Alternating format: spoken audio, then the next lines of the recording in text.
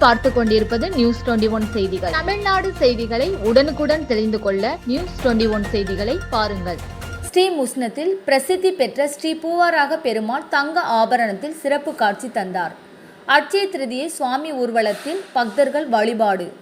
கடலூர் மாவட்டம் ஸ்ரீ முஸ்னத்தில் உலக பிரசித்தி பெற்ற ஸ்ரீ பூவாராக பெருமாள் ஆலயம் அமைந்துள்ளது.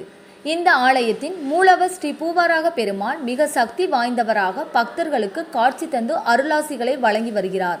இந்நிலையில் வற்றாத வளங்களை வாரி வழங்கும் அட்சய திருதியை முன்னிட்டு ஸ்ரீ பூவாராக பெருமாள் பல கோடி ரூபாய் மதிப்புள்ள தங்க கவசத்தை அணிந்து கொண்டு சிறப்பு அலங்காரத்தில் பக்தர்களுக்கு காட்சி தந்தார்.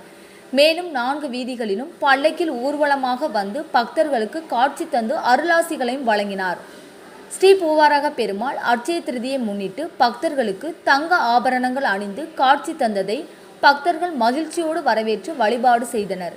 இன்று அட்சய திருதியை முன்னிட்டு தங்க அலங்காரத்தில் ஸ்ரீ பூவாராக பெருமாள் பக்தர்களுக்கு காட்சி தந்து அருளாசிகளை வழங்குவது அனைவரது இல்லங்களிலும் வற்றாத செல்வமாய் தங்கம் நிறைந்திருக்க அருள் புரிவார் என்பதின் நம்பிக்கையோடு பக்தர்கள் வழிநெடுகிலும் வழிபட்டு வருகின்றனர்.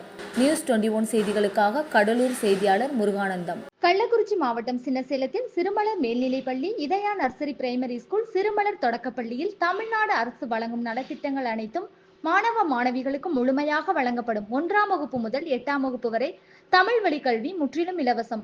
10ஆம் வகுப்பு, 11ஆம் வகுப்பு, 12ஆம் வகுப்பு மாணவிகள் 450க்கும் மேல் மதிப்பெண் எடுக்கும் மாணவ மாணவிகளுக்கு 50% கல்வி கட்டண சலுகை உண்டு. தரமான கல்வி, வளமான எதிர்காலம். மாணவ மாணவிகளை எம் பள்ளியில் சேர்க்க முந்துங்கள். மாணவ மாணவிகளின் படிப்பிற்கும் ஒழுக்கத்திற்கும் 100% வெற்றி உறுதி.